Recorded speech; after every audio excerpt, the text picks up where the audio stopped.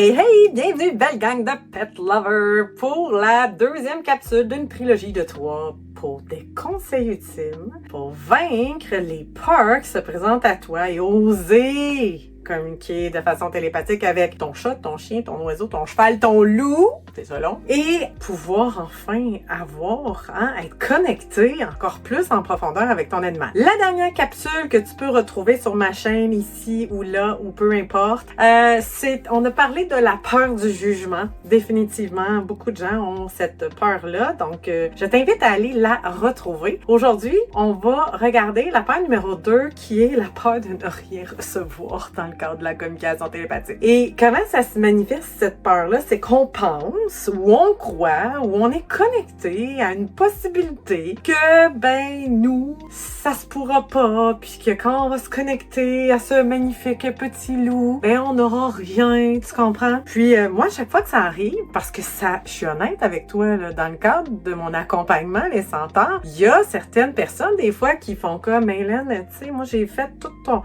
petit protocole, ton petit chemin pour y parvenir et je suis face à rien. Et là, moi, je fais yeah!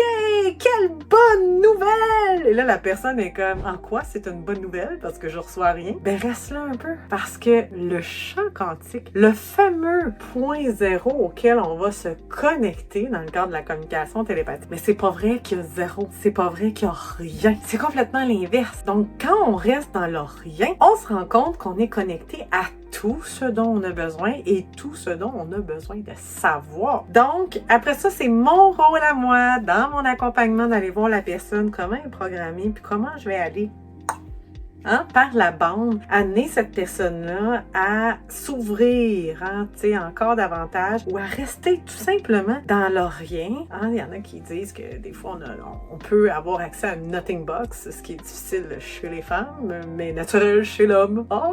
Bref, ça c'est une autre histoire.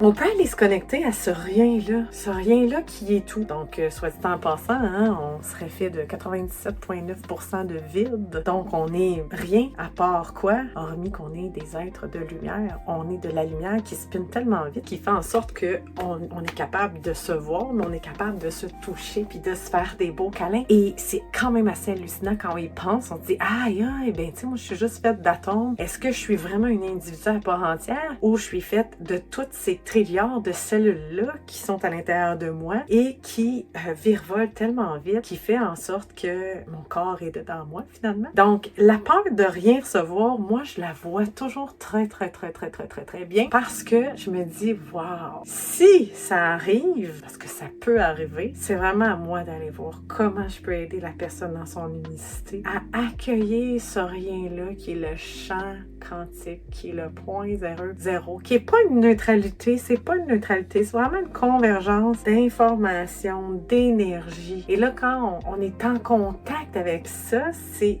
de l'information, c'est de la lumière, c'est de la mathématique, là, tu sais. Donc, on se rend compte que être en contact avec le rien, et cela dit, on n'est pas habitué, nous, dans notre société, à être en contact avec le rien. On capote quand on est en contact avec le rien. Le silence, qui n'est même pas du silence complet, tu sais, même si tu écoutes le silence, c'est jamais vide, le silence. C'est toujours très bien habité, le silence. Donc, être en contact avec le silence, des fois, il y en a qui ils sont pas capables. Donc, jusqu'à quel point tu es en mesure, toi, d'être en contact avec ce silence-là qui est supporté par le bruit ambiant, le rien qui est supporté par le doux. Donc, souvent, quand mes étudiantes te disent « Hélène, j'avais rien », moi, je dis « Oui, on fête ». Première chose, je vais dire « Reste dans le rien ». Observe s'il y a de l'inconfort et on va aller plus en profondeur dans cette personne-là, dans cette antenne-là, comment elle fonctionne. On va aller faire des petits twists. Et quand la personne, elle a vraiment envie de communiquer de façon télépathique, il n'y en a pas de problème parce qu'on est capable de basculer à l'intérieur de son être vers ce mode de communication-là, connecté à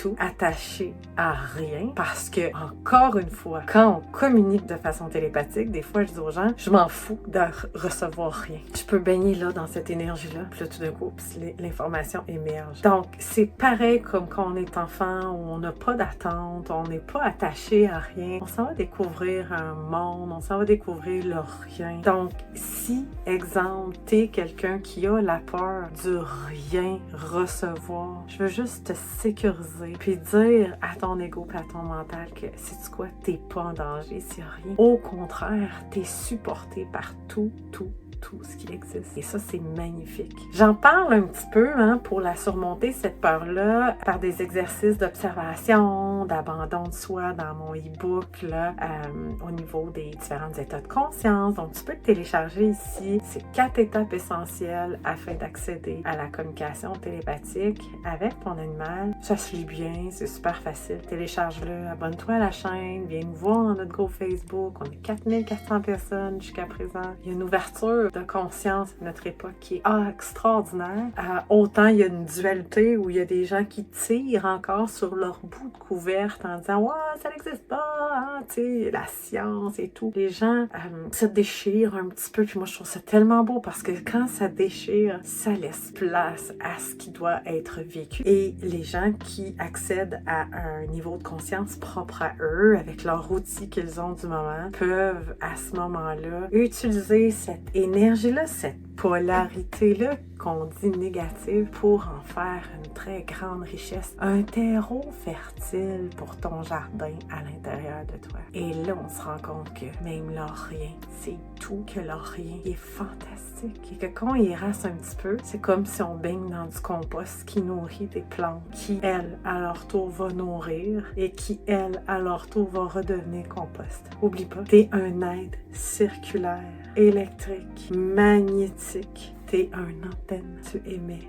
et tu reçois sans même t'en rendre compte. Télécharge mon livre, puis parle-moi dans les commentaires, viens me voir, viens me jaser si ça pique ta curiosité, ça va me faire plaisir de pousser plus loin ta reconnexion, ta puissance, puis à ton pouvoir personnel. Merci, ciao ciao!